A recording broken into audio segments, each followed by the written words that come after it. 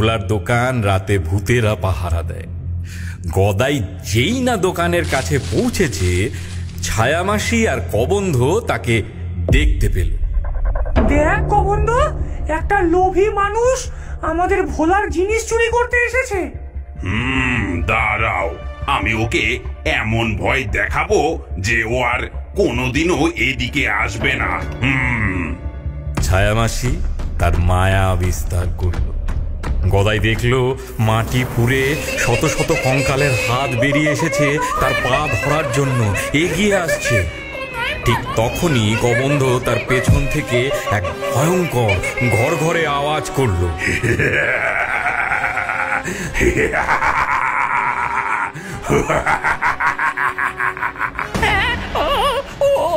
ওরে বাবা রে, ওরে বাবা রে, ও মা গো, ও বাবা গো, ভূত ভূত আমায় খেয়ে ফেললো গো, ওরে বাবা রে, ওরে বাবা রে।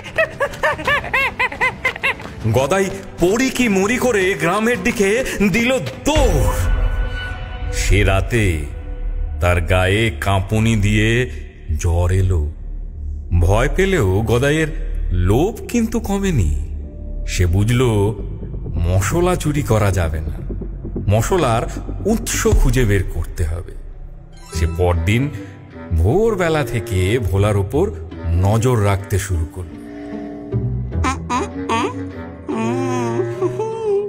সে দেখল ভোলা দিনের আলো ফোটার আগে শ্মশানের সবচেয়ে পুরনো অংশের দিকে যাচ্ছে,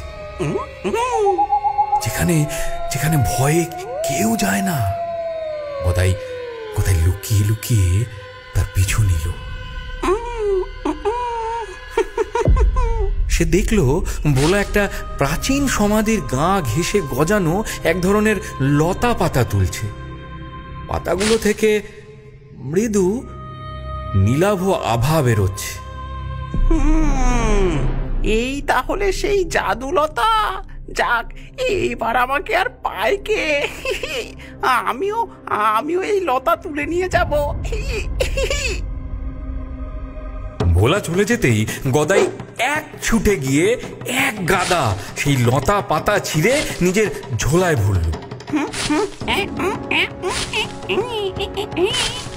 সে যার নাম দিল শান্তিলতা। সেই রাতে এক অদ্ভুত দৃশ্য দেখা গেল। ভোলার দোকানের পাশেই গদাই একটা নতুন চকচকে দোকান খুলে বসেছে। তার ডেচকি থেকেও ঘুগনির গন্ধ বেরোচ্ছে। চলে আসুন, চলে আসুন, আসুন আসুন আসুন, আসল জাদুকরি ঘুগনি এখানে। এক বাটি খেলে আত্মার শান্তি, আর ওই ভোলার চেয়েও অর্ধেক দামে। আসুন আসুন। ভোলার দোকানের ভূতেরা অবাক হয়ে গেল। এ কি রে, এ তো আমাদের শান্তিলতার গন্ধ। এই লোকটা এটা পেলো কোথায়? বলো হরি হরি বল, বলো হরি হরি বল, বলো হরি হরি বল।